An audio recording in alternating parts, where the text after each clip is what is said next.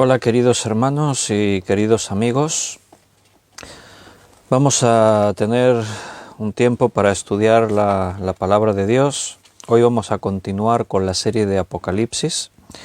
Estamos en el capítulo 11, viendo el pasaje que habla de los dos testigos. El último día que estudiamos Apocalipsis, estuvimos viendo quiénes pueden ser estas dos personas, estos dos personajes. En principio tenemos bastantes argumentos a favor de pensar que son Moisés y Elías, sin cerrar la puerta a otra posible interpretación. Evidentemente, cuando no estamos seguros al 100%, pues siempre cabe la posibilidad de que pueda ser otra cosa. Un día lo comprobaremos. De hecho, no es lo más trascendente si es Moisés y Elías o es otro personaje. Lo importante es lo que ocurre alrededor, el testimonio que dan, ver que Dios sigue cumpliendo sus propósitos en este tiempo y que nosotros como Iglesia estaremos involucrados en toda esa obra, estaremos participando. Así que abre tu Biblia en Apocalipsis capítulo 11, hemos visto una parte, vamos a seguir estudiando un poquito más acerca de lo que dice ahí la palabra del Señor, pero antes vamos a pedirle al Señor que nos dirija, lo vamos a hacer en una oración y así el Espíritu Santo que sea quien nos enseñe y nos guíe. Vamos a orar. Señor, estamos una vez más agradecidos de darnos un día más de vida. Es una oportunidad de servirte, de poder ver tu mano en nosotros, de poder ser útiles allí donde tú nos quieras usar. En el cuerpo hay muchos miembros y no todos los miembros tienen que hacer lo mismo. Es necesario que haya diversidad. A veces, aunque a uno le parezca que no está haciendo nada demasiado importante, estar en una oración, estar con la presencia apoyando en la obra, el dar una palabra de aliento, de testimonio. Tú sabes, Señor, y todos son muy importantes en el cuerpo. Así que por eso estamos aquí, porque necesitamos recibir alimento espiritual para seguir aprendiendo, creciendo, llenándonos de tu palabra, dejando que tu palabra nos hable. Danos sabiduría y guíanos para que todo lo que digamos y hagamos venga de ti, Señor, y te glorifique a ti. Bendice a mis hermanos y te pedimos todo esto en el nombre de nuestro Señor Jesucristo. Amén. Pues bienvenidos a los hermanos que se conectan en directo para tener este estudio bíblico. Siempre hay aquí un buen grupo de hermanos preparados para estudiar así juntos. Algunos escriben en el chat en directo de que se puede leer aquí en este Facebook. Miriam ha saludado, buenas noches. Germán también, bendiciones. José María, buenas noches. Ana Karina, buenas noches. Gabriel y Yolanda también han saludado, buenas noches. Benito Merideño, Luis Romero, buenas noches. Juan Bermudo, bienvenidos. Juan Vázquez, Ana Rita, bienvenida, muchas bendiciones también para ti. Liliana, buenas noches. Y Beatriz, buenas noches. Estos son los hermanos que escribieron en el chat. Hay más hermanos conectados. Así que vamos a estudiar la palabra de Dios. Estamos en Apocalipsis 11, hemos visto desde el versículo 1 hasta el versículo 10, cuando veíamos el otro día que se decía que estos dos testigos durante 3 años y medio estarían dando testimonio. Y durante ese tiempo la bestia, Satanás, no podría hacerles nada, no podría tocar un cabello de sus cabezas. Pero al terminar ese tiempo, a los 3 años y medio, se le permitiría hacer guerra contra ellos y destruirles. Y eso es lo que estábamos viendo. Leíamos lo último, el versículo 11, pero después de 3 días y medio entró en ellos el espíritu de vida enviado por Dios, y se levantaron sobre sus pies y cayó gran temor sobre los que lo vieron. Todo el mundo estará pendiente de los acontecimientos que se desarrollarán en Jerusalén en esos días.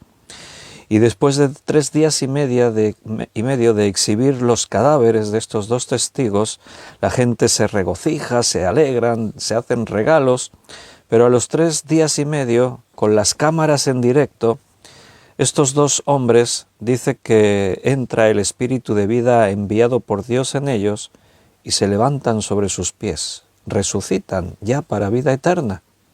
Ellos murieron, ya les tocó, ahora van a resucitar ya para la eternidad. Y dice que todos los que los vieron tuvieron gran temor. Ahí nos quedamos. Vamos a continuar un poquito más. Todo esto aún veremos más detalles cuando un poquito más adelante aquí en Apocalipsis, desde el capítulo 13, por ahí volveremos a ver a los 2 testigos, pero ahora desde el punto de vista de la tierra. Ahora hasta este capítulo 11, Juan nos está describiendo cómo se ven estos acontecimientos desde los cielos. En el libro de Daniel, capítulo 7, versículo 21, siempre recurrimos sobre todo a Daniel. Es un libro muy ligado a Apocalipsis. Dios le permitió ver cosas especiales, pero también Ezequiel, también Jeremías. Hay mucha profecía en el Antiguo Testamento que tiene que ver con los últimos tiempos. En Daniel 7, 21, creo que lo leíamos ya el otro día, pero ante la duda lo voy a recordar. Y veía que este cuerno hacía guerra contra los santos y los vencía. El cuerno pequeño de esta bestia que Daniel ve en una visión, la bestia aquí que ve que tenía 10 cuernos sobre su cabeza, representa el imperio de este último tiempo, el imperio de Satanás. Y esos 10 cuernos representan 10 reinos, que serán 10 naciones, 10 reinos, que en una coalición liderarán un gobierno único mundial. Y el cuerno pequeño del que habla ahí, dice que apareció un cuerno pequeño. Ese cuerno pequeño está representando al anticristo, la bestia en el Apocalipsis. Y dice que el cuerno pequeño dice que hace guerra contra los santos y los vence. El Señor permitirá que al final de este tiempo la bestia martirice, mate, como vimos a los 2 testigos y también a los creyentes que hayan creído en ese tiempo. Dice que hacía guerra, habrá guerra en ese tiempo. Y en este versículo se sugiere que ahí va a participar más de 1 o 2 personas. Está hablando en un sentido plural de que va a haber guerra contra los santos. Van a estar ahí obrando contra el pueblo de Dios y los van a vencer. Pero todo eso forma parte del plan de Dios para ese tiempo. El Señor permitirá que esas cosas ocurran porque los que mueren se van con Él. Y el propósito de Dios es que todos estemos con Él.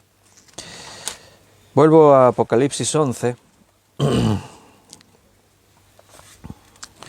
Ahí en el versículo 8, cuando vimos que sus cadáveres estarán en la plaza de la grande ciudad, esa palabra cadáver, dice, y sus cadáveres estarán, la palabra es toma, P-T-O-M-A, toma, es la palabra griega que significa un muerto, un cadáver. Aquí está en singular, habla de sus cadáveres. Dice que estarán en la grande ciudad. Entendemos que es Jerusalén, claro, porque también dice donde también nuestro Señor fue crucificado. Pero ¿por qué dice que la grande ciudad en sentido espiritual se llama Sodoma y Egipto? ¿Por qué dice eso? Bueno, grande ciudad, 8 veces en otras partes de la Biblia, de Apocalipsis, 8 veces aquí en el libro de Apocalipsis se aplica a Babilonia. Y tipifica, Babilonia representa la idolatría, Egipto representa la tiranía. Son dos pueblos que tienen que ver en la Biblia mucho con la obra de Satanás en este mundo. Egipto fue un imperio que oprimió al pueblo de Dios, los esclavizó, los intentó exterminar. El carácter de Faraón estaba representando ese carácter del anticristo, de Satanás, que va contra todo lo que es de Dios, intenta impedir la obra de Dios por todos los medios. Y Sodoma representa la inmoralidad, la religión de Satanás, lo carnal, lo pecaminoso. Babilonia tiene su origen en Babel. Babel es la idea del hombre de dejar fuera a Dios y de construir su propia manera de llegar al cielo, de poderlo alcanzar todo. Entonces, cuando habla de la grande ciudad y de Jerusalén en este momento, Jerusalén en este instante no es la ciudad del rey, no es la Jerusalén que un día representó la presencia de Dios en medio de su pueblo. Ahora Jerusalén es territorio enemigo. Vimos que el anticristo toma el control, hace cesar el sacrificio y el testimonio en el templo, corrompe ese lugar, trastorna todo. Lo veremos un poquito más adelante, especialmente capítulo 18 y 19, que ahí se va a hablar de Babilonia, y ahí nos tomaremos un tiempo para desarrollar más ampliamente esto. Pero quería resolver esta duda, porque algunos quizás se quedan con la duda, ¿no?, de pensar, estarán en la plaza grande de la grande ciudad, dice, donde también nuestro Señor fue crucificado, esto Jerusalén. Pero ¿por qué dice que en sentido espiritual se llama Sodoma y Egipto? Nota que dice en sentido espiritual. No es físicamente ni Egipto ni es Sodoma, eran dos ubicaciones distintas. Pero aquí hay un sentido espiritual, porque en este momento, cuando Juan escribe, cuando Juan escribe esto, estamos hablando del año 90 y algo, Jerusalén había sido destruida por Roma.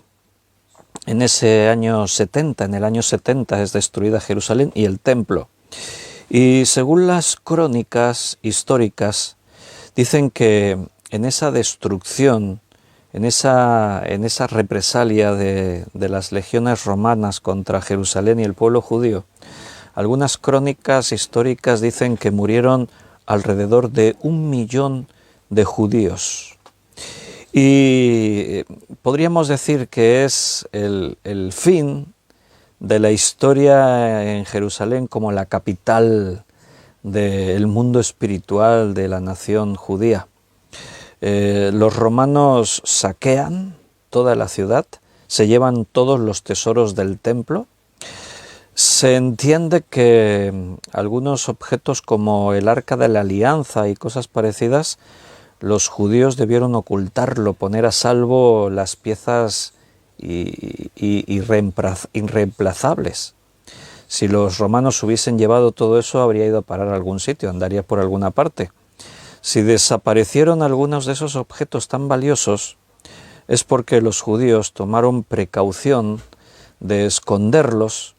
Lo que pasa que en principio, que sepamos, la gente, no se sabe dónde. Digo que sepamos, porque nunca se sabe los secretos que los gobiernos y los servicios de inteligencia. Israel siempre ha presumido de tener uno de los servicios de inteligencia, servicios secretos, más efectivos y poderosos de todo el mundo, el Mossad israelí. Entonces, no sabemos bien todo lo que hay ahí detrás, pero podríamos decir, este acontecimiento le quita a Jerusalén su identidad. Jerusalén es hollada, ahora es una ciudad histórica. No hay templo, no tiene que ver ya lo que pasó ahí en Jerusalén. Esa ciudad era tipo de la ciudad celestial. En los cielos hay una Jerusalén, la nueva Jerusalén, la Jerusalén celestial. Entonces la terrenal cumplió una función durante un tiempo. Ahora ya no tiene más que el visitarla como un lugar histórico que nos puede traer recuerdos de cosas que sucedieron ahí muy importantes. Pero no mucho más que eso. A veces los cristianos tenemos que estar vacunados contra el crear una especie de sentido que cosas en este mundo ya no tienen. Yo entiendo, y a mí me encantaría poder viajar a Jerusalén, poder visitar la ciudad antigua, la ciudad vieja, los territorios en Israel históricos. Me encantaría, claro. Pensar que por ahí pasaron todos estos hechos que estudiamos, estar en un lugar y pensar aquí posiblemente estuvo Jesús. Y bueno, y contemplar espacios, lugares que tanto nos han enseñado en acontecimientos que ocurrieron en esos sitios, ¿no? Pero nada más. A veces corremos el peligro, y a muchos cristianos les pasa, de hacer de Jerusalén como un lugar de peregrinación. Y eso en el mundo idólatra sí que se ha hecho. De hecho, Jerusalén es la ciudad centro de las tres grandes religiones que hay en el mundo: el Islam, el judaísmo y el cristianismo. Todos han volcado en ese lugar algunos de sus espacios más sagrados. Ahí el mundo cristiano levantaron iglesias, catedrales por ahí por todas partes. Aquí se cree que es donde Jesús nació, una iglesia.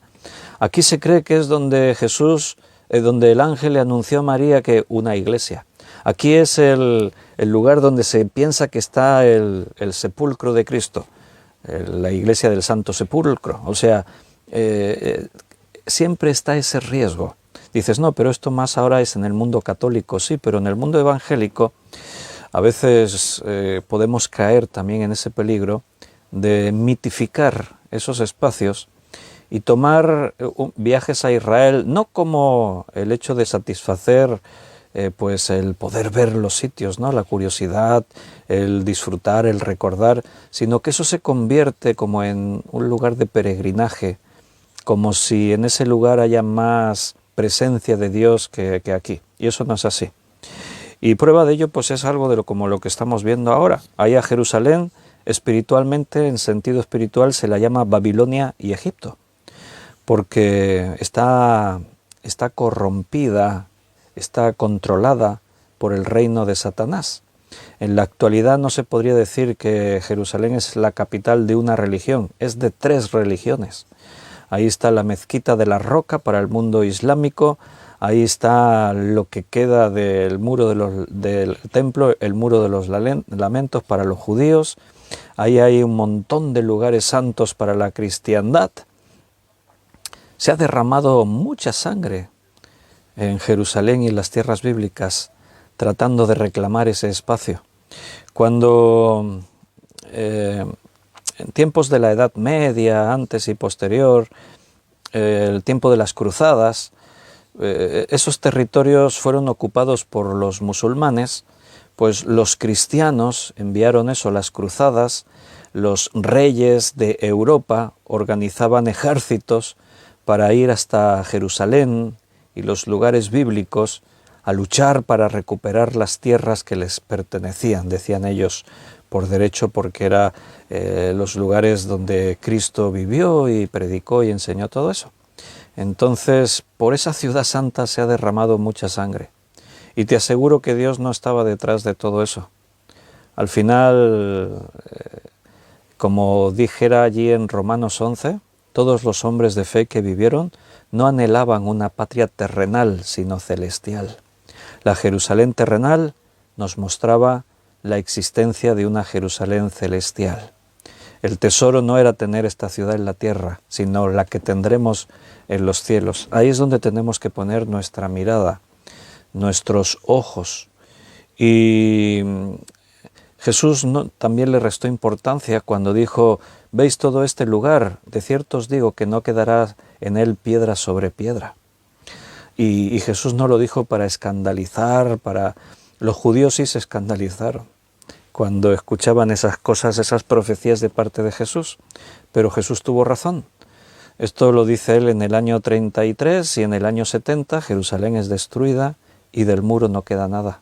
Solo hay un pedazo del templo no queda nada, solo un trozo de muro ahí. Entonces, bueno, ahí está, estamos ahí en Apocalipsis 11. 11 dice que después de estos días resucitan y son ascendidos al cielo, versículo 12. Y oyeron una voz del cielo que les decía, subid acá, y subieron al cielo en una nube, y sus enemigos los vieron. Todo eso está sucediendo en directo por televisión, por internet, por satélite, lo están viendo todo el mundo. Por eso el mundo tiene gran temor, porque estaban contentos de que sus enemigos, esta gran molestia había dejado de existir, y ahora ven que resucitan y se van a los cielos. Bien, esta es la prueba de lo que antes decíamos.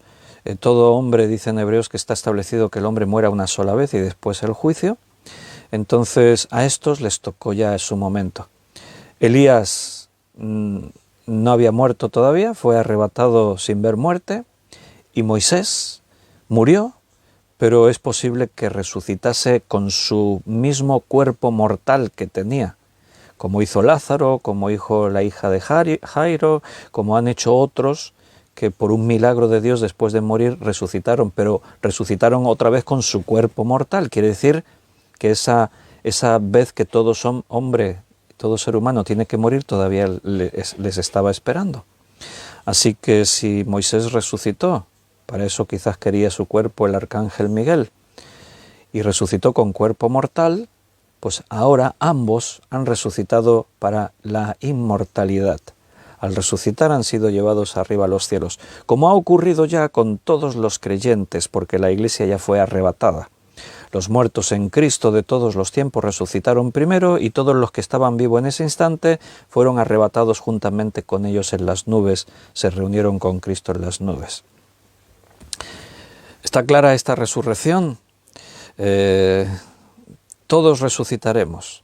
Aquí, esta es la primera resurrección todavía. La Biblia habla de la segunda resurrección. ¿Cuál es la segunda resurrección? Lo veremos más adelante en Apocalipsis, pero ya te puedo anticipar que la segunda resurrección es cuando todo ser viviente, cuando todo ser humano, todos los seres humanos que han vivido en la tierra, resucitarán para ser juzgados. Todos resucitarán con un cuerpo para la eternidad. Unos, vida eterna, otros, perdición eterna. Eso es lo que la palabra de Dios nos enseña. Y a continuación, versículo 13 y 14, dice que en aquella hora hubo un gran terremoto y la 10ª parte de la ciudad se derrumbó, y por el terremoto murieron en número 7.000 hombres, y los demás se aterrorizaron y dieron gloria al Dios del cielo. El segundo ay pasó, he aquí el tercer ay viene pronto. Bien, se nos dice que hay un gran terremoto en la ciudad de Jerusalén. ¿Recuerdas cuando Cristo murió en la cruz? Hubo un terremoto. También dice que ocurrieron varios fenómenos extraños, especiales, en el momento de la muerte de Cristo. Como no podía ser de otra forma, la creación misma se sintió afectada por la muerte del Hijo de Dios. Dice que hubo tinieblas sobre la tierra, dice que hubo un terremoto, el velo del templo se rasgó de arriba abajo, dice que algunos sepulcros se abrieron y algunos de los que habían muerto resucitaron con cuerpo mortal, ¿vale? Tuvieron que volver a morir.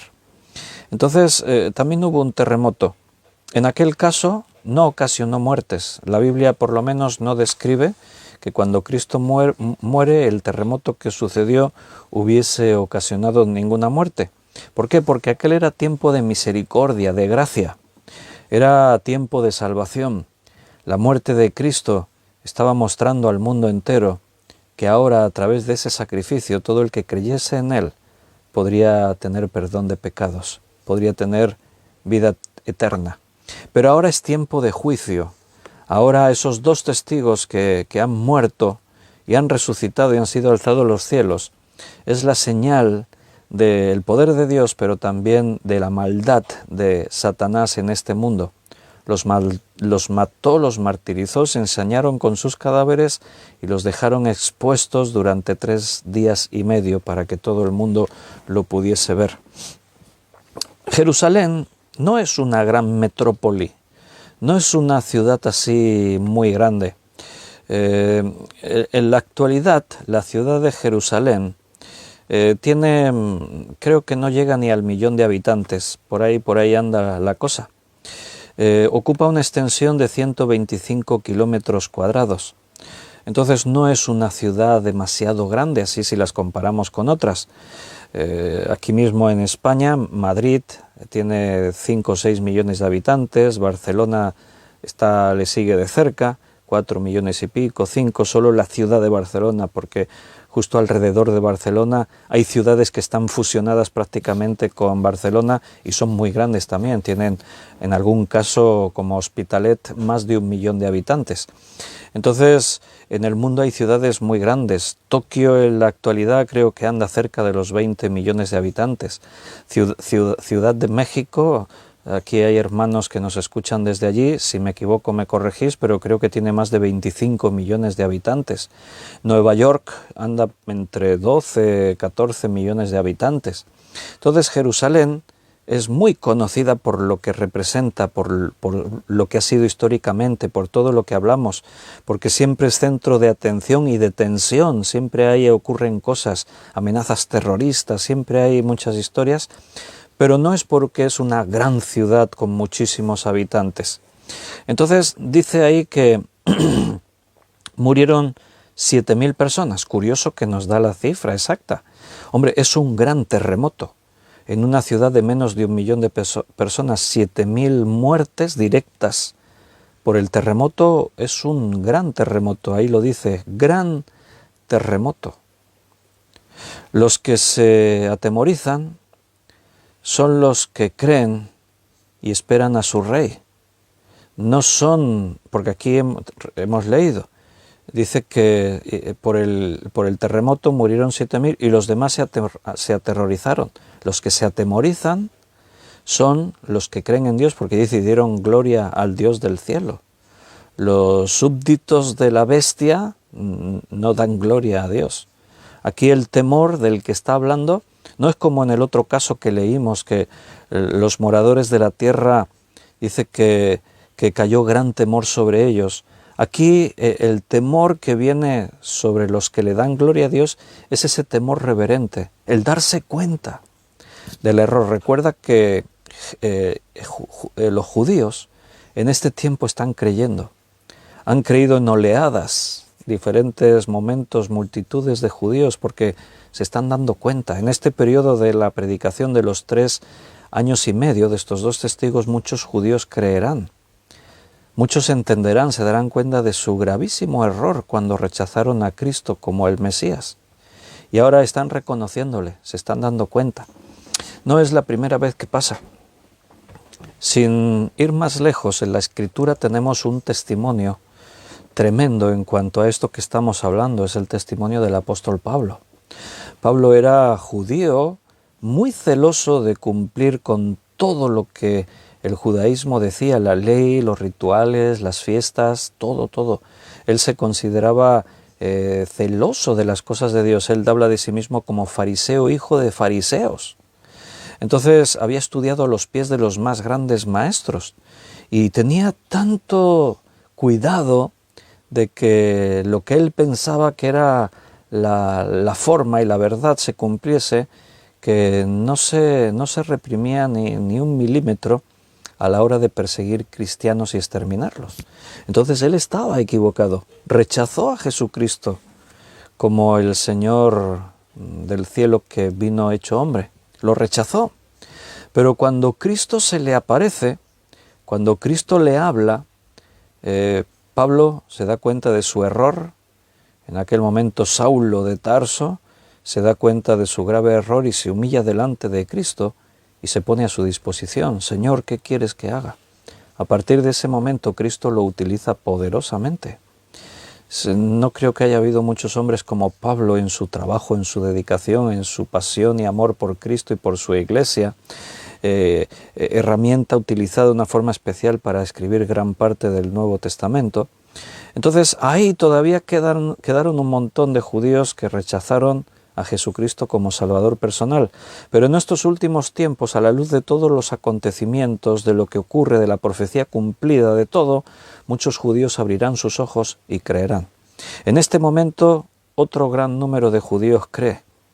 El terremoto provocado justo después de que los dos testigos son ascendidos a los cielos después de resucitar, todos estos acontecimientos a los seguidores de la bestia les aterroriza, a los que están ahí todavía, porque habrá muchos judíos que hasta este momento no habrán querido dejarse sellar con el 666, pero tampoco nacieron de nuevo, estaban ahí indecisos y seguro que algunos de ellos están creyendo todavía.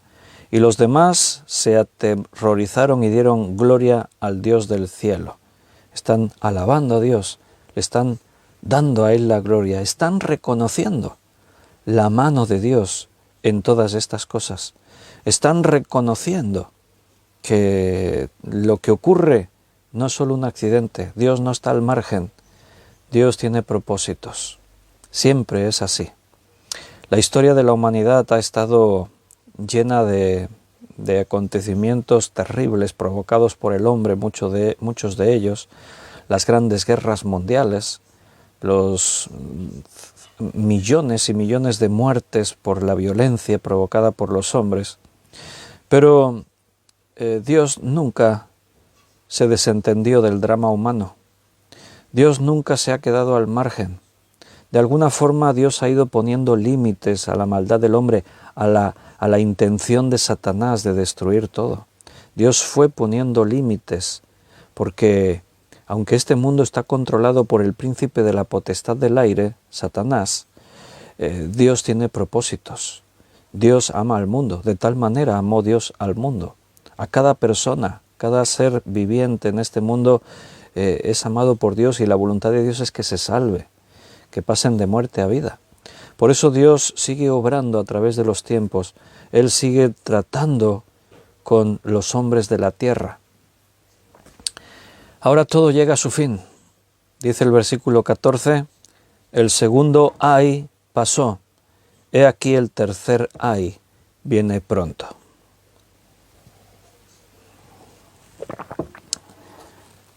El segundo ay era la sexta trompeta. El tercer ay que viene pronto es la séptima trompeta. Y será la última.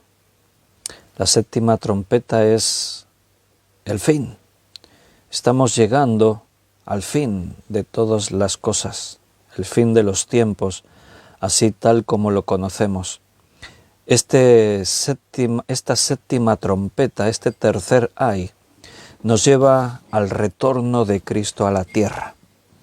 Cristo viene a posar su pie en este mundo, en esta tierra. Viene a tomar posesión de lo que ya le pertenece por derecho y por lo tanto a expulsar a sus enemigos, a derrotar a sus enemigos. Entonces lo que tenemos ahora a continuación, del versículo 15 en adelante, es el toque de la séptima trompeta, la última plaga. Versículo 15 al 17, vamos a leer. El séptimo ángel tocó la trompeta y hubo grandes voces en el cielo que decían: los reinos de este mundo han venido a ser de nuestro Señor y de su Cristo, y Él reinará por los siglos de los siglos. Y los 24 ancianos que estaban sentados delante de Dios en sus tronos se postraron sobre sus rostros y adoraron a Dios, diciendo: te damos gracias, Señor Dios Todopoderoso, el que eres y que eras y que has de venir, porque has tomado tu gran poder y has reinado. Esta es una escena tremenda, hermano, ahí en la presencia del trono de Dios en los cielos. Estamos llegando a un momento culminante en la historia de la humanidad. Es algo que todos los que han creído en Dios a través de los tiempos han anhelado, han deseado, han esperado con todas sus fuerzas. Hoy somos nosotros y es probable que estemos viviendo en los últimos tiempos La historia está llegando a su fin. Las señales de las que Jesús nos habló se están cumpliendo. Pronto nuestros ojos podrán contemplar todo esto. Siempre que ocurre algo tremendo en Apocalipsis, recuerda, hay un servicio de adoración. Nuevamente, los 24 ancianos, los creyentes en Cristo, se postran sobre su rostro y adoran a Dios. Están ocurriendo eventos tremendos.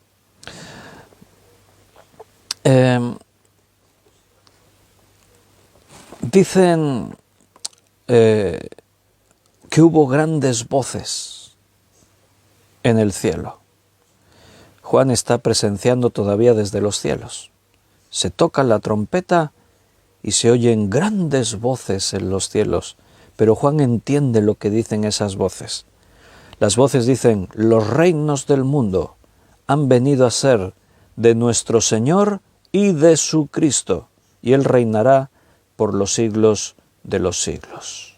El tiempo ha terminado. Ahora Cristo reina. Satanás será destruido.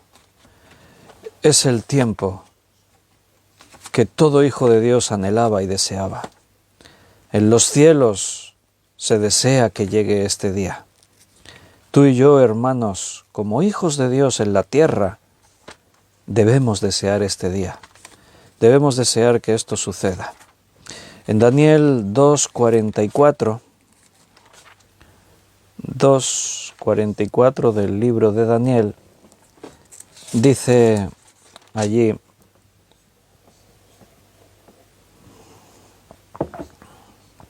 y en los días de estos reyes, el Dios del cielo levantará un reino que no será jamás destruido, ni será el reino dejado a otro pueblo. Desmenuzará y consumirá todos estos reinos, pero Él permanecerá para siempre. Se está proclamando que ahora los reinos del mundo han venido a ser de nuestro Señor y de su Cristo. Y Daniel profetizó esto, lo que ahora está ocurriendo aquí en Apocalipsis. Ahora todo va a quedar bajo el control de Cristo. ¿Te acuerdas cuando en una de las tentaciones en el desierto, Satanás le dijo a Jesús, le mostró, dice, todos los reinos del mundo y la gloria de ellos? Y le dijo Satanás a Cristo: todo esto te daré si postrado me adorares. En ese momento Satanás tenía el control sobre todo eso. ¿Por qué? Porque el hombre a quien se le delegó esa autoridad la menospreció y Satanás se apoderó de ello. Cristo todavía no ha muerto en la cruz, así que Satanás tiene el control. Y la oferta era esta: te doy todos los reinos del mundo si me adoras. Evidentemente el plan de Dios era otro, no era ese. Ese, para Jesús, el hombre, podría haber sido un atajo, una solución para no tener que sufrir lo que sufrió en la cruz. Él viene para recuperar lo que se perdió, y parte de eso que se perdió son esos reinos del mundo y su gloria. Pero a Cristo no le hizo falta ponerse a adorar a Satanás para recuperar eso que le perteneció y que ahora está bajo el control del enemigo. Con lo que Él iba a hacer en la cruz, con su muerte en la cruz, con su sangre preciosa derramada, Él iba a pagar el precio del rescate. Así que cuando Cristo murió en la cruz, venció a todos sus enemigos. Dice que sometió bajo sus pies a todos los principados y potestades y los exhibió públicamente. En la cruz Cristo pagó el precio para recuperar lo que se había perdido. Ahora este mundo y todo lo que existe ya le pertenece a Cristo. Él ya pagó el precio. Solo que aún no viene a tomar posesión, porque quiere que aún más personas se salven, crean y se salven. Pero este día y esta hora que estamos leyendo en este instante vendrá, se va a cumplir. Y entonces Cristo vendrá a tomar lo que le pertenece. Por eso dice ahí: los reinos del mundo han venido a ser de nuestro Señor y de su Cristo. Y ahora Él va a instaurar su reino eterno. Y Él reinará por los siglos de los siglos. Por toda la eternidad. La ira contra los dos testigos que fueron asesinados de esa forma tan brutal, era contra Dios. La obra de Satanás persiguiendo cristianos es contra Dios. Cristo dijo, si me han perseguido a mí, os van a perseguir a vosotros. El mundo os aborrecerá. El mundo nos aborrece, hermanos. Esa es la realidad. Por eso no tienes que hacerte amigo de este mundo, no tienes que tener tesoros en este mundo. Estamos en el mundo para rescatar personas del mundo, pero no para que el mundo tenga influencia sobre nosotros. Tú eres el que tiene que influenciar en el mundo, tú eres sal y tú eres luz. No puedes permitir que el mundo te controle a ti. No podemos dejar que el mundo se meta en la iglesia. La iglesia es la que tiene que extenderse por el mundo, cambiando el mundo, predicando el evangelio del reino. Las naciones del mundo se airaron, se rebelaron contra Dios. Pero esto no sirve para nada, no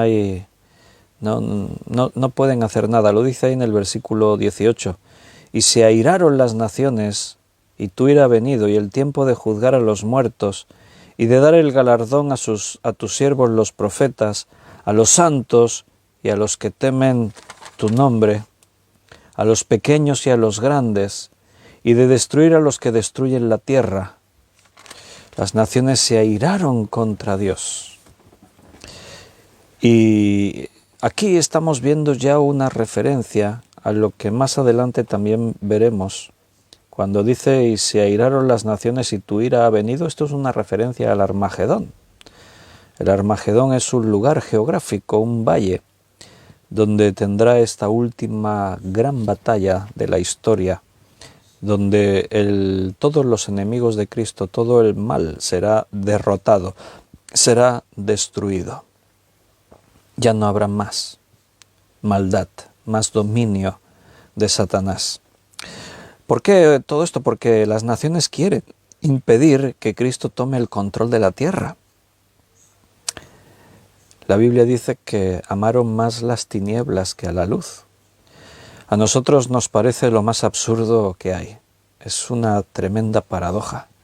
¿Cómo alguien podría amar más las tinieblas que a la luz? Pero, aunque sea incomprensible, lo vemos todos los días. Solo tienes que mirar a tu alrededor. Este mundo es un mundo volcado en las tinieblas. Han dejado al dador de la vida fuera. No tienen en cuenta absolutamente nada de lo que Dios enseñó, mandó, dijo en su palabra. El mundo crucificó a Cristo. El mundo va a tratar de impedir que Cristo tome el control otra vez del universo entero. Van a tratar de que no se cumpla este reino eterno que se va a instaurar. Pero es una realidad, esto sucederá. Y tú y yo estaremos participando en esa escena de adoración. Ahí estaremos. Cuando nos postremos delante de Dios, adorándole, diciendo, te damos gracias, Señor, Dios Todopoderoso. Esa es la clave. Dios es todopoderoso, nadie más es así. Satanás no es todopoderoso. Satanás tiene poder, pero en nada se puede comparar con Dios. Satanás existe desde hace mucho, antes que los seres humanos, pero Satanás no es eterno. Dios sí, el que eres, el que eras y el que ha de venir. Porque has tomado tu gran poder y has reinado. En este día, Cristo toma su gran poder, su dominio sobre los cielos y la tierra. En este día, Él viene legalmente a ocupar lo que le pertenece y por lo tanto el enemigo va a ser destruido. En el Salmo 99, vamos un momentito allí, quiero mostrártelo. Salmo 99, versículo 1.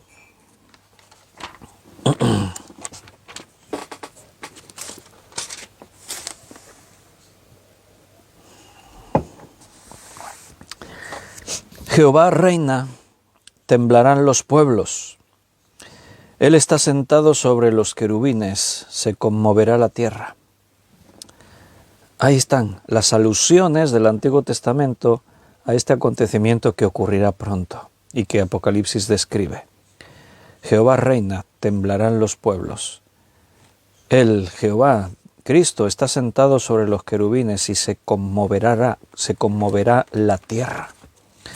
Los reinos del mundo no van a tener más remedio que postrarse y humillarse ante el Rey del universo. Después de todo esto vendrá el milenio.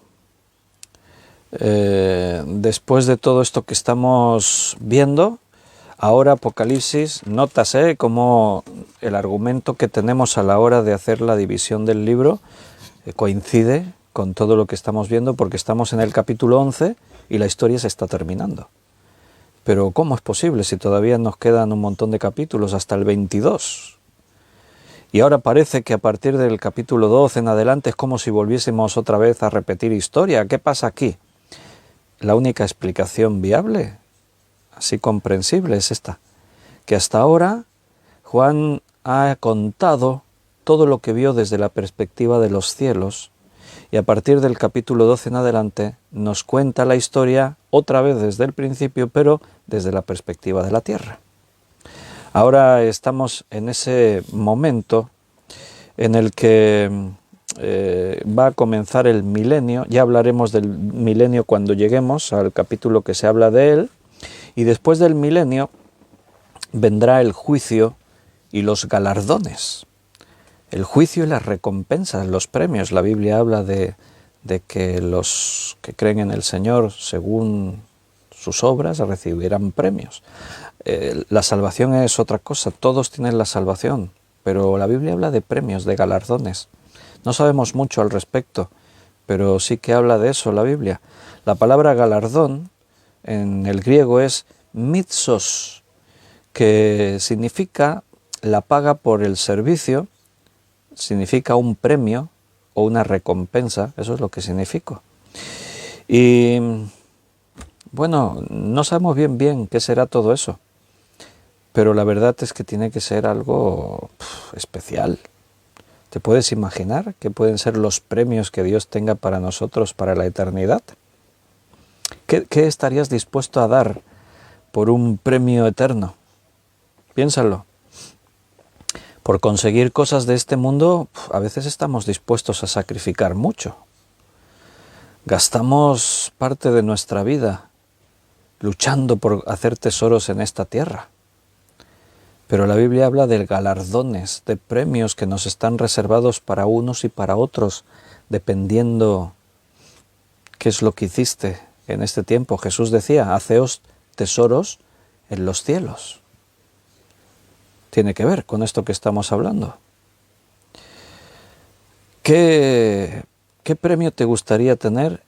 No sabemos bien qué son esos premios, pero ¿qué estarías dispuesto a dar por conseguir algunos de esos premios?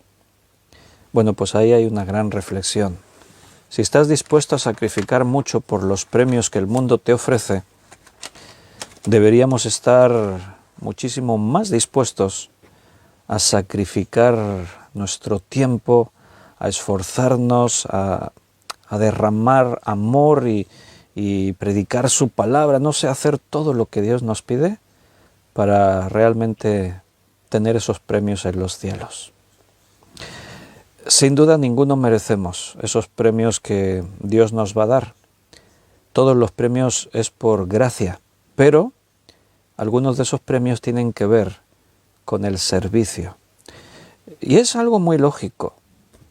Sería injusto que alguien como un misionero que dio toda su vida, renunció a su hogar, sus comodidades, puso a su vida en peligro, se fue a no sé dónde a predicar y vivió, sería ilógico pensar que este tuviese el mismo premio que uno que creyó y se tiró ahí toda la vida sentado, vegetando, ¿no? Iba el domingo a la iglesia, se volvía a su casa, Dios le iba exhortando, llamándole a que se esforzase, pero bueno, ahí fue tirando. La salvación es por gracia, no es por méritos. Parece que algunos de estos galardones tienen que ver con las obras que tengamos aquí, que hacemos aquí en la tierra y que recibiremos en los cielos. Después de este momento, como decíamos, vendrá ese juicio a todas las naciones, todos serán juzgados, todos los seres humanos serán juzgados y unos para salvación, otros para perdición. Los que estamos con Cristo ya fuimos arrebatados, no vamos a ser juzgados para condenación. Los que no tienen a Cristo serán juzgados para condenación eterna. Dice en esta parte final del versículo 18, a los pequeños y a los grandes, y de destruir a los que destruyen la tierra. Esta es una declaración muy notable. Destruir a los que destruyen la tierra. El ser humano está destruyendo la tierra, y especialmente en estos últimos tiempos que vivimos. El descubrimiento de los recursos fósiles, carbón, petróleo, todo eso, y la combustión de todo ello generó una serie de acontecimientos en cadena que han provocado pues lo que hoy en día ya prácticamente nadie discute, lo que es el cambio climático. Se habla de que estamos en el año 2021, se calcula que para el 2050 el nivel de los océanos pudiese subir 10 u 11 metros. Eso quiere decir que los que vais a veranear a Salou, olvidaos, porque Salou quedará sumergido bajo las aguas. La buena noticia es que los que teníais una casita a unos cuantos kilómetros de la playa, pues igual de pronto os encontráis con una casa en primera línea de mar. Bueno, estoy bromeando, evidentemente, ¿no? Porque lo que viene sobre el planeta es impredecible. Los científicos están realmente muy, muy preocupados porque estamos entrando en una fase de sucesos como un dominó, cuando tiras una pieza y después ya no hay quien lo pare, todas las piezas van cayendo. Ahora estamos en uno de esos momentos críticos que los científicos llaman de no retorno. Ahora mismo, aunque las naciones dijesen vamos a hacer algo para cambiar esto, algunos dicen que ya no se puede volver atrás. Los acontecimientos ahora mismo ya están en marcha. Y podemos observar que realmente están ocurriendo cosas anómalas que antes no ocurrían en el planeta. Ahí dice que Dios va a destruir a los que destruyen la tierra. La tierra la está destruyendo el hombre. La contaminación es uno de los males de este tiempo. Ayer leía una noticia y volví a escuchar acerca del efecto de la contaminación en el ser humano. La otra noche veía un documental y se hablaba de lo que la contaminación produce en el ser humano. Era un documental que hablaba de cómo serán las ciudades en el año 2050, el documental, ¿no? Y en el documental planteaban la necesidad de hacer ciudades sostenibles, ciudades que tengan, tenemos que compartir ciudad con mucha vegetación, hay que crear verdaderos espacios verdes en las ciudades. Y en el documental volvían a decir que actualmente 7 millones de personas mueren cada año por causa de la contaminación. Las cifras varían. En el documental dijeron 7 millones. Yo he leído informes de la Organización Mundial de la Salud, de la OMS, que hablan de hasta 9 millones de personas mueren cada año por efectos directos de la contaminación. Yo cuando nos metimos con todo esto del COVID, una de las cosas que siempre dije es que es un tanto extraño, paradójico, que el mundo se vuelca en buscar soluciones a favor de solucionar esto del COVID-19, totalmente de acuerdo y comprensible, hay que solucionarlo, pero lo paradójico, lo incomprensible, es que hay otras causas que provocan muchas más muertes cada año y no se hace nada, no se mueve un dedo. ¿Por qué en un caso sí, por qué en otros no? Es la forma con la que llega esta nueva forma de muerte, el COVID-19, es por lo vistoso que es, porque parece que nos toca muy de lleno en nuestras vidas, no sé por qué, debe ser por todas esas cosas. Pero el COVID-19 en el mundo en un año ha provocado como 2 millones y pico de muertes en el mundo. Pero es que mueren 9 millones de personas por contaminación en el mundo cada año. Estamos moviendo cielo y tierra. Están sometiendo a crisis tremenda a sectores del comercio, de la hostelería, etcétera, etcétera, por tratar de controlar esta pandemia. Pero no se hace nada por solucionar el problema de la contaminación que provoca el cambio climático. Vendrán muchos más muertos por las consecuencias de esa contaminación y el cambio climático. ¿Por qué no se hace nada?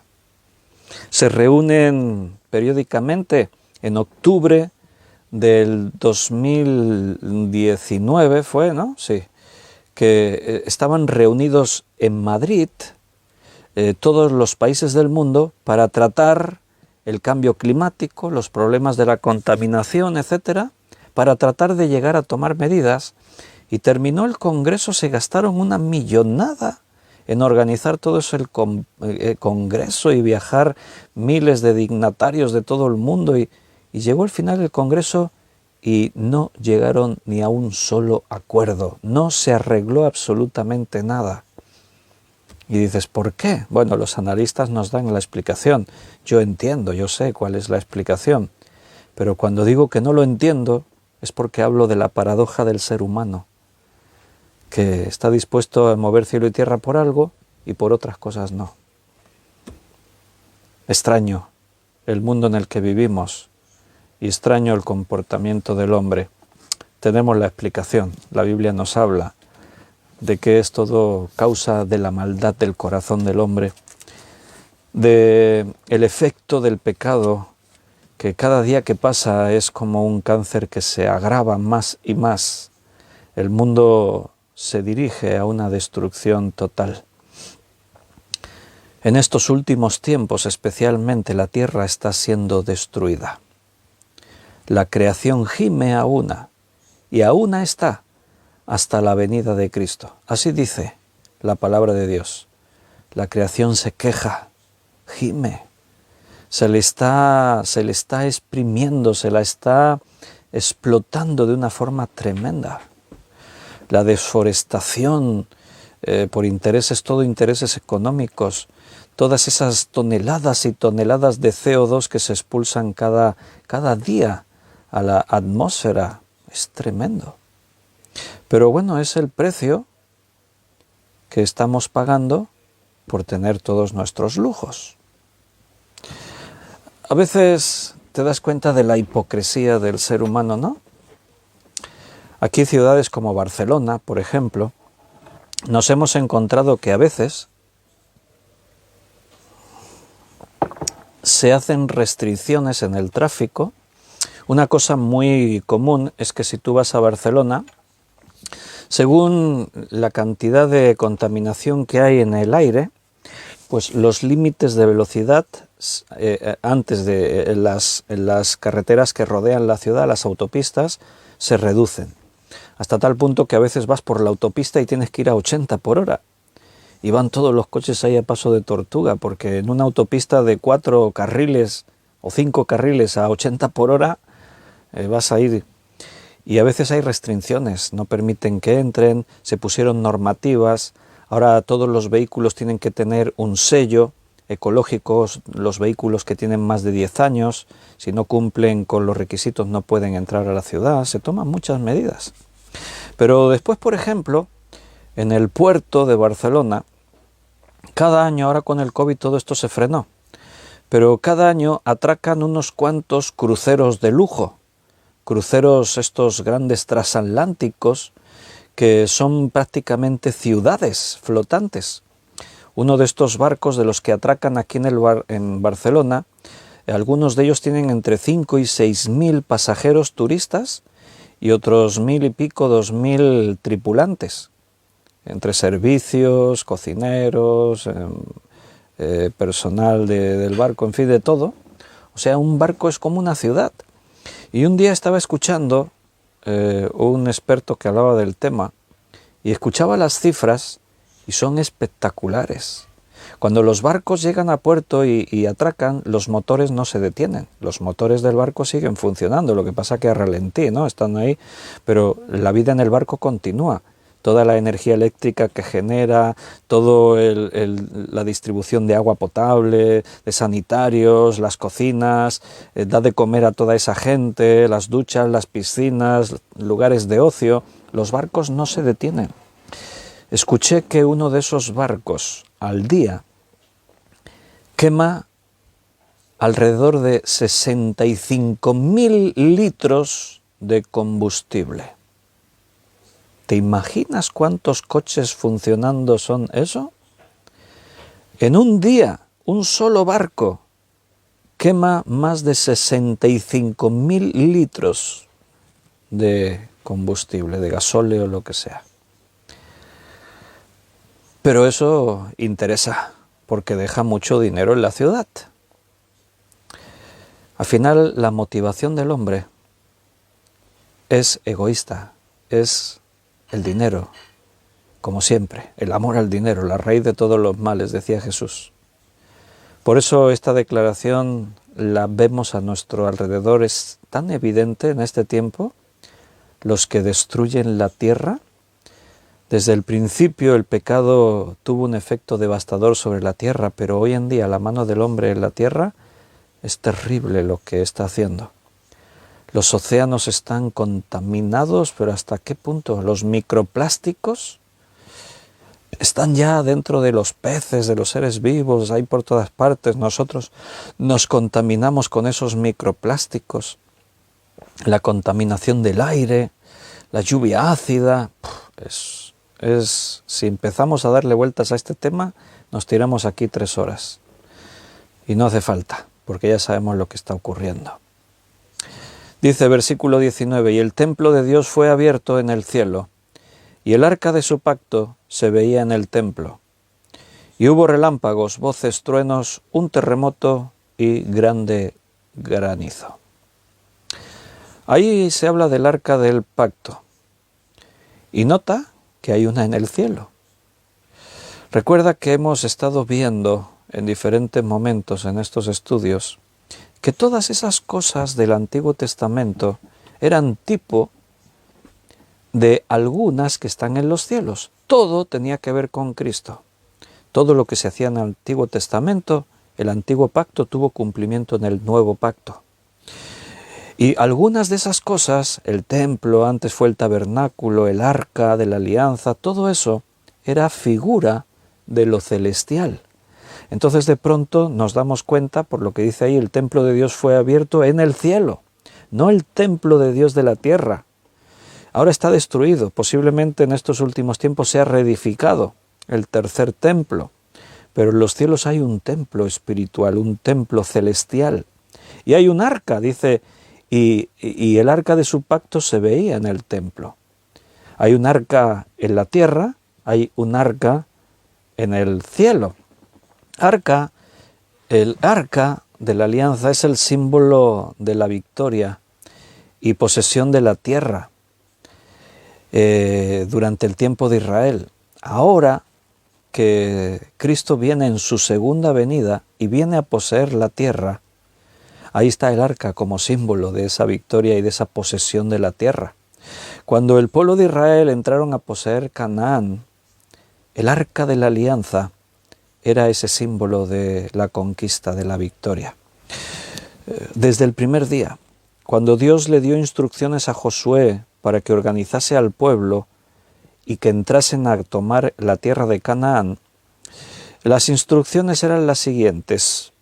Los sacerdotes que cargan con el arca tienen que entrar en el cauce del río, del Jordán. El Jordán venía desbordado en esa época. venía con un montón de agua, arrastraba de todo, árboles, ramas, de todo, animales muertos, de todo. Los sacerdotes tienen que entrar en el agua cargando el arca. Y cuando ellos entraron al agua, y el agua aún venía ahí con fuerza y les estaba dando ahí en las rodillas, ya en las piernas, en ese momento de pronto las aguas se detuvieron en un gran montón. Se formó como una presa invisible. Y los sacerdotes, portando el arca, tuvieron que descender al fondo del lecho seco del río. Y se tuvieron que quedar ahí hasta que todo el pueblo hubo pasado el Jordán, el arca de la alianza. Sin el arca no podían ir a conquistar. ¿Qué era el arca? La presencia de Dios en medio de ellos. Ese objeto se convirtió en, como algunos que se imaginan cosas y eso dicen, era un arma de destrucción masiva, era un arma secreta. Bueno, si lo quieren interpretar así, pero el arca era la referencia para la conquista. Cuando ya hubo pasado todo el pueblo, los sacerdotes sacan el arca y entonces las aguas ya vuelven a su cauce. Van a conquistar Canaán. ¿Cómo tienen que conquistarlo? Tienen que ir y dar vueltas alrededor de la ciudad.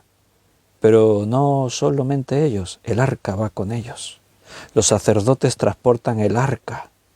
Allí donde tenían que ir a enfrentar una batalla, el arca iba con ellos. Ellos van a poseer la tierra con el arca. Ahora Cristo va a tomar posesión de la tierra y por eso se abren los cielos y se ve el templo de Dios y el arca se ve en medio del templo. Todas estas cosas terrenales se hicieron conforme a los modelos celestiales. Vamos a leer algunos textos del Antiguo Testamento para ver esto que os estoy diciendo.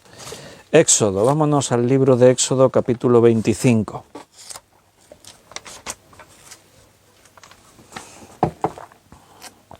Versículo 8 y 9. Éxodo 25, 8 y 9.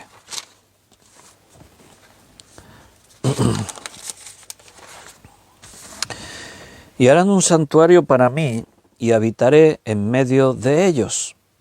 Conforme a todo lo que yo te muestre, el diseño del tabernáculo y el diseño de todos sus utensilios, así lo haréis. Cuando Dios le mandaba a Moisés y al pueblo que hiciesen estas cosas, estos objetos, el santuario, el tabernáculo, el arca, Dios siempre les dio estas instrucciones. No le dijo, hacedlo como os parezca. Los hombres tienen capacidad. Hoy en día hay arquitectos que son capaces de crear obras de ingeniería espectaculares. Pero Dios les daba las instrucciones porque lo que ellos hacían era algo que representaba a lo celestial. Dice, lo haréis todo conforme al diseño que yo os doy, así lo haréis. O sea, Dios le decía cómo lo tenían que hacer. Y ahí todo este capítulo 25 muestra esto. En el versículo 21-22, por ejemplo, podemos leer otro detalle. Aquí mismo en Éxodo 25, versículo 21 y 22. Y pondrás el propiciatorio encima del arca, y en el arca pondrás el testimonio que yo te daré. Y de allí me declararé a ti, y hablaré contigo de sobre el propiciatorio, de entre los dos querubines que están sobre el arca del testimonio, todo lo que yo te mandare para los hijos de Israel. Ahí está las indicaciones de cómo tenía que ser el arca. Tenía que ser de madera, recubierta de oro, tenía que tener una tapa, esa tapa se le llama el propiciatorio, tenía dos querubs, dos figuras inanimadas encima hechas de oro también. Dios le dijo, hazlo de esta manera, porque desde ese lugar yo hablaré contigo. La presencia de Dios estaba en ese lugar, era símbolo de el arca celestial, de el lugar donde Dios está en los cielos. En Hebreos capítulo 9, vamos a leer el versículo 23 al 26.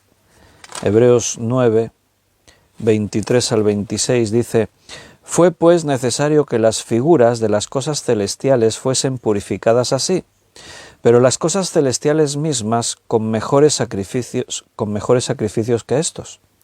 Porque no entró Cristo en el santuario hecho de mano, figura del verdadero, sino en el cielo mismo, para presentarse ahora por nosotros ante Dios, y no para ofrecerse muchas veces, como entra el sumo sacerdote en el lugar santísimo cada año con sangre ajena.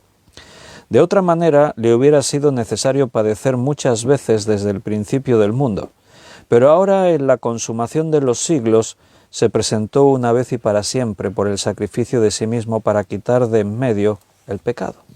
Fíjate qué enseñanza tan tremenda. Antes de Cristo, durante siglos, los judíos sacrificaban corderos y ese sacrificio era ofrecido a Dios en el templo. La sangre del cordero se derramaba sobre la tapa del arca, sobre el propiciatorio.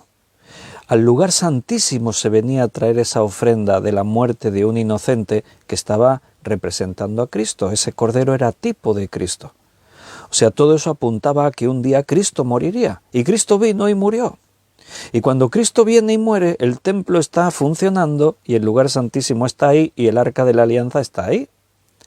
Pero dice el autor a los hebreos, pero cuando Cristo murió, su sacrificio no fue presentado en el templo, en el lugar santísimo, ante el arca de la alianza, sino que fue presentado en los cielos, delante del trono de Dios. ¿Por qué? Porque todos esos sacrificios de esos corderos en ese lugar eran solamente la forma visible de lo que un día Cristo haría, pero en la esfera celestial. Todo eso servía a los hombres para tener una referencia visual y para demostrar de esa forma su fe. ¿En qué ponían su fe? ¿En un cordero que moría? No, en que ese cordero representaba a Cristo, el Cristo que un día moriría, el Cordero de Dios que quita el pecado del mundo. Aquellos corderos tapaban los pecados, porque los pecados solo fueron eliminados cuando Cristo murió en la cruz. Todos esos pecados quedaron a la espera de que Cristo muriese para que fuesen borrados. Pero por la fe el pueblo era aceptado delante de Dios porque estaban manifestando creer lo que Dios les había dicho. Pero Cristo no murió sacrificado y fue presentado en el templo su sacrificio. No se derramó la sangre de Cristo sobre el propiciatorio. Eso es lo que se hizo de ahí para atrás. Todo eso representaba lo que Cristo haría un día. El templo terrenal representaba al celestial. El lugar de la ofrenda del sacrificio terrenal representaba a la celestial. Cuando Cristo murió, dice ahí que Él entró, dice, lo hemos leído, versículo 24, porque no entró Cristo en el santuario hecho de mano, figura del verdadero. ¿Notas? Esta era figura del verdadero, del auténtico. Él fue presentado en el cielo mismo, dice, para presentarse ahora por nosotros ante Dios. El sumo sacerdote tenía que ofrecerlo cada año. Dice, cada año tenía que venir con sangre ajena, no era su sangre. De otra manera, le hubiese sido necesario padecer muchas veces desde el principio del mundo. Pero no era ni el sumo sacerdote ni esos animales. Todo eso tipificaba a Cristo. Cuando Cristo vino, se presentó una vez y para siempre por los pecados. El arca de la alianza dirigió al pueblo de Israel muchas veces a la victoria. Ahora el arca verdadera, la celestial, se ve en los cielos en el momento en el que Cristo destruye a los que destruyen la tierra, destruye a sus enemigos. Ahora el arca de la alianza, la verdadera, vuelve a estar presidiendo el tomar el control y el dominio sobre la tierra. Nos vamos a quedar ahí por esa noche. Vamos a despedirnos por hoy. Nota que estamos ya en el final de este capítulo 11, así que el próximo día vamos a entrar en una nueva división de Apocalipsis. Desde el capítulo 12 en adelante hasta el 16 vamos a estar viendo lo que ya vimos, pero ahora desde una nueva perspectiva, desde la tierra, cómo se vivieron todas esas cosas que pasaron en los cielos con más detalles cómo se vivieron en la tierra. Así que nos quedan muchas cosas interesantes por ver y enseñanzas que recibir. Así que, hermanos, guarda esto en tu corazón. La palabra de Dios quiere producir fruto en tu vida. Dios está ahí tratando con nosotros. Medita en todas las cosas, guárdalas en tu corazón. Deja que la palabra de Dios actúe. Dios tiene una misión para ti. Tenemos que ser sensibles a dejarnos usar en el momento que Él quiere usarnos. Queridos hermanos, que terminéis de pasar lo mejor posible este miércoles 24 de febrero. Y si Dios nos lo permite, mañana jueves a las 8 volveremos a estar aquí. Estamos en sus manos. La fuerza nos la da Él, la sabiduría nos la da Él, las ganas de reunirnos nos las da Él. Así que vamos a ser dóciles en sus manos. Vamos a permitir que Dios siga enriqueciendo nuestras vidas y en su voluntad nos vemos mañana. Un fuerte abrazo así personal para cada uno de vosotros. Hasta mañana.